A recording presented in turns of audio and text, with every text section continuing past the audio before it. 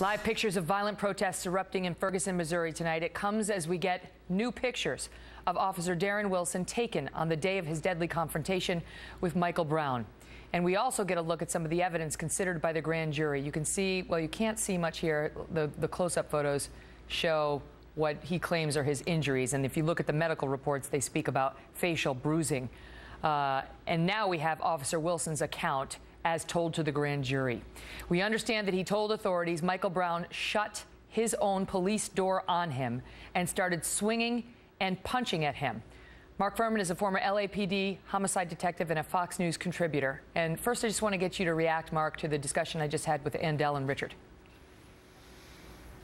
Well, I don't think there's anything, Megyn, that you're going to say to anybody on the other side of this issue about Michael Brown being the aggressor. Michael Brown is the suspect, and the prosecutor didn't use those words, but he clearly described Michael Brown's conduct from the very beginning at the convenience store to the very end of his life as being the aggressor and the suspect. And that is why there's not an indictment.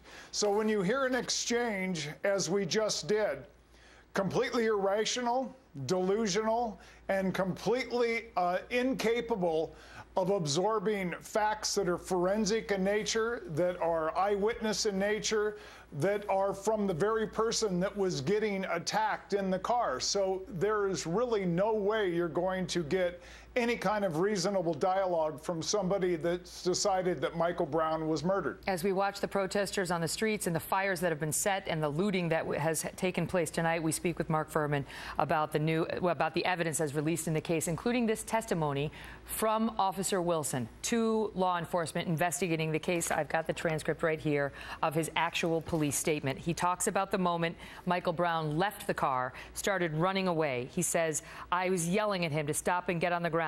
He kept running, and then eventually he stopped. When he stopped, he turned. He looked at me. He made like a grunting noise and had the most intense, aggressive face I've ever seen on a person. When he looked at me, he then did like the hop, you know, like people do to start running. And he started running at me. During his first stride, he took his right hand and put it under his shirt into his waistband, and I ordered him to stop and get on the ground again. He didn't. I fired multiple shots. After I fired multiple shots, I paused for a second, yelled at him to get on the ground again. He was still in the same state, still charging, hands still in his waistband, hadn't slowed down. I fired another set of shots, still running at me, hadn't slowed down, hands still in his waistband. And he says he got 8 to 10 feet away. He was still coming at me, and I fired more shots, and that was the end of it, Mark. You know something, Megyn, you and I have talked about this for months. We have gone over this scenario.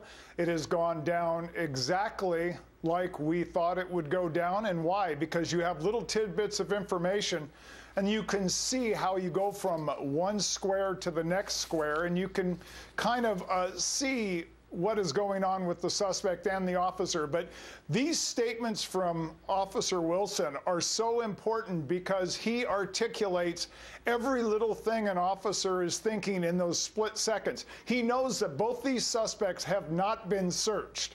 He knows that the conduct of this man when he attacked him in the car was so violent, and he also knew that he could not overcome this man out on the street if he closed that distance. And then when he reached inside of his shirt, he saw that he might have a weapon. Completely an in-policy shooting. And when I listen to all these commentators on some of the other networks, they're talking about, well, the grand jury isn't a body that actually is seeing this the way a regular jury would.